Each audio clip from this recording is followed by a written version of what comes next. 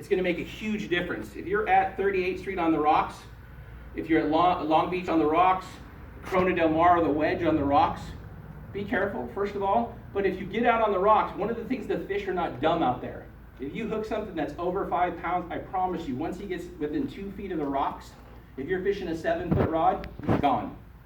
He's going to swim into one of the giant holes in the rocks. He's just going to bury you. You're going to have a weird angle when your line's going in there. You know it's going to be a fish. He's just going to sit there. He's not going to come out. You're just going to lose him.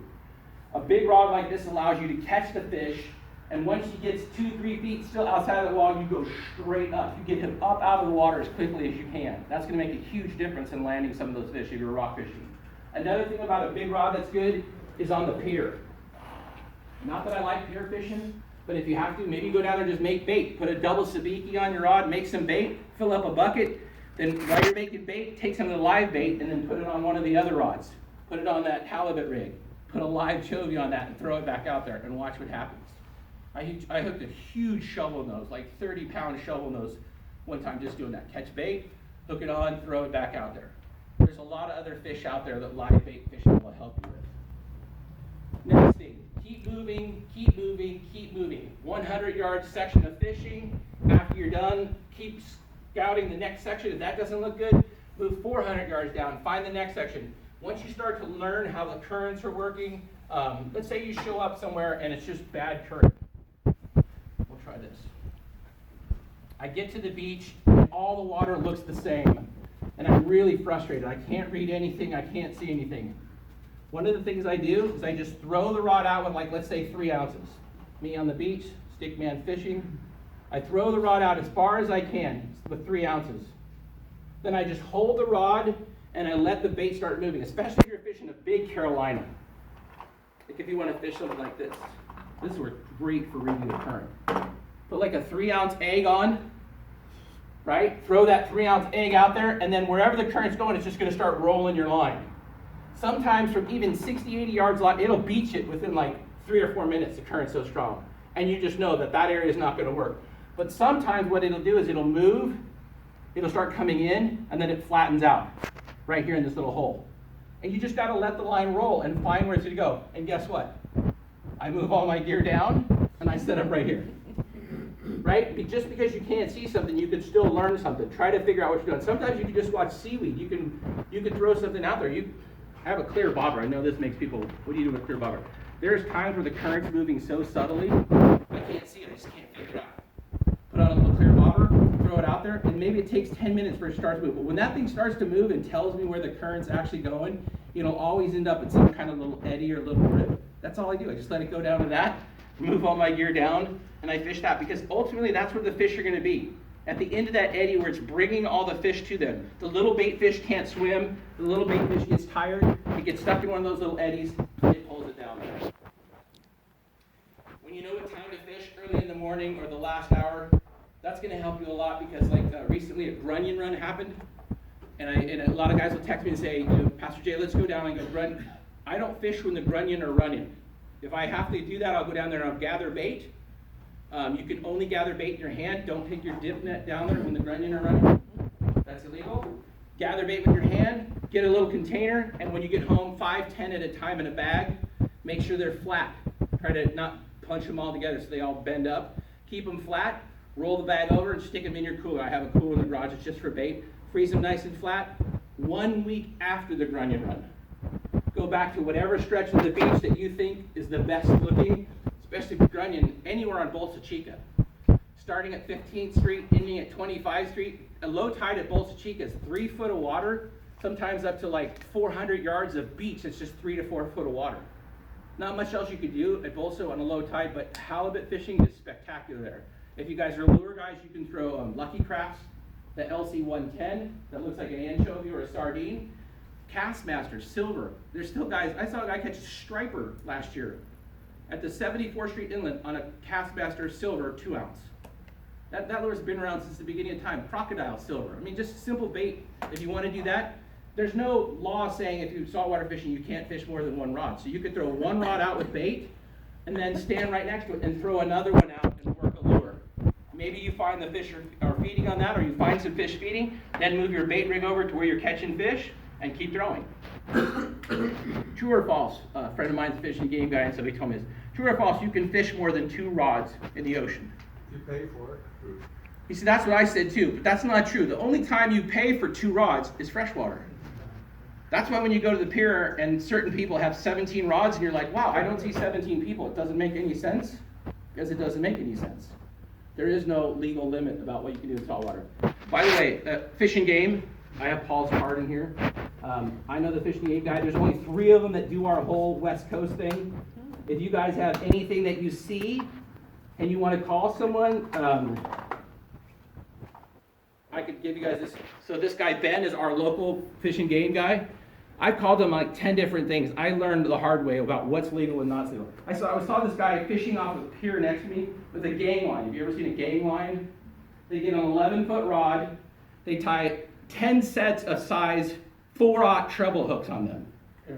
They put a white bag streamer on the top and a white bag streamer, and they just throw it out there and they let the corbina or whatever's swimming by on the bottom run through it, and then they just rip. And those treble hooks just come ripping through and they foul hook fish. I was freaking out. I'm a pastor. I still have emotion. I was mad. He came down there and I'm like, this guy's, he's ripping. It's not illegal. Not only is it not illegal, it's legal. Very frustrating what they allow people to do. I mean, you watch people taking fish off the hook and they're sticking their fingers in the gills and then they're throwing them back in there.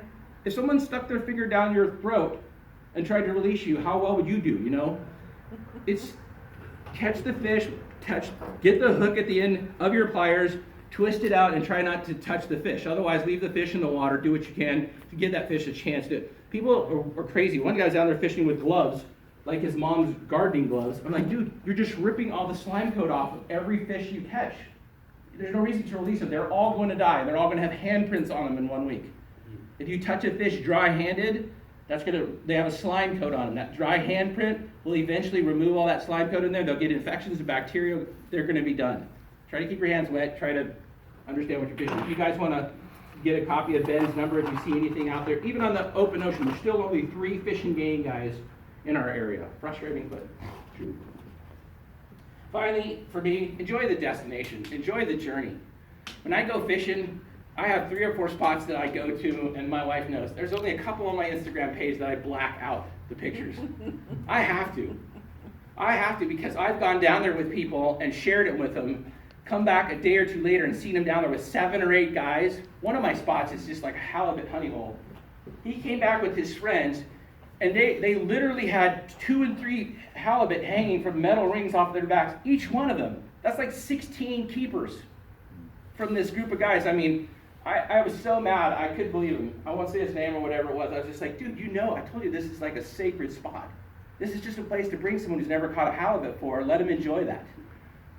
Otherwise, new spots, old spots, explore. There's a lot of coastline. I literally fish from Long Beach to Mission Bay. And from Long Beach to Mission Bay, there's a thing called the state park. And starting here in Huntington, you have to pay. That's really irritating for Bolsa. The good thing about that is there's a lot more shoreline to fish. People don't want to pay the money, $15 to park. If you buy a state pass, I think it's $1.90 this year. For $1.90, all you have to go is what? 10 times, 15 times, whatever it is to beat the odds. I'm going all the time. I'm getting my money's worth. But the best part about this, you can go online, and it'll give you a list of all the state beaches along the way. Just do that with your friends. Pick a different state beach. That's one of the things we love doing. Pick a state beach. Go out there and learn how to read the water. Check the pressure, check the tides, enjoy all that, and you'll be surprised. We went down fishing one time by Corona del Mar, the big hotel that's on the water. What's that place, Kyle? Corona? Hotel Corona. There's a little rock jetty right in front of that. It's nothing but tourists out there. There's nobody fishing out there. The parking lot's insane. We walked out there in that little jetty and we just ransacked fish. Sometimes places that are tourist destinations, they're not being fished. They give you kind of a feel of like what it was like. And then next to that was Silver Strand Beach, which is just like 5 miles left of that. And that day, Pismo clams or whatever, these giant clams were in it, and people were all over the beach. I had no idea what they were doing. They are giant. I'm talking 3, 4, 5 pound clams were everywhere. And we were catching corbina. We were popping them open and we were cutting them into bait. I know people were like, oh, they're great eating. I don't want to eat a giant clam, but they made great bait, man. We just threw them out there, Corbina, Corbina, Corbina, Corbina, Corbina. By the way, when you see the Corbina in and they're not feeding on anything and the sand crabs are all small, they're eating razor clams. That's the other thing that looks like a sand crab on the shoreline. It's a small little clam. They pop those things open. They're tough to fish with. The senior pass is $20, and it blacks out from Memorial Day to Labor Day, but it gives you 9 months for $20. Every park that one gives you in the state of California. Well, that's Yeah, do you way guys better have than my that? $1.90. So Oh, yeah, you buy them down at the, the gate. well, no, you buy them at the park center, their big center, and it'll black out from Memorial to Labor Day, so I can't use it now. But it'll start January 1st through December 31st for $20. And so we buy 2 of them every year, one for each cart. That's awesome. Yeah, I mean, San Clemente has a state beach. So, It's a great yeah, fish down there. Huntington Beach will have it. Huntington Beach, yeah, like I said, just start plotting the different state beaches, and that alone, if you go up north, I have some friends that follow me that fish in Malibu, Ventura. A couple of those guys get some areas, some rockfish, they were busting like goats from the shoreline. I mean, it's not many places you can get a sheephead from the shoreline. But if you go a little farther up north and you get some rocks near the shoreline, I mean, look in the book, there's a multitude of fish that you've probably never even seen that's within distance to catch. And sometimes they're not big. Kelp fish, like kelp bass and some of these green fish. I mean, just in perch alone, I was dumbfounded to see how many species of perch. Most of our, we just catch the barred perch, which is kind of a really, there must be 7 or 8 different species of perch. You could just set out on a perch adventure with your friends and just go to the different places and catch perch. In the end, all the different equipment, all the different stuff, I mean, you could spend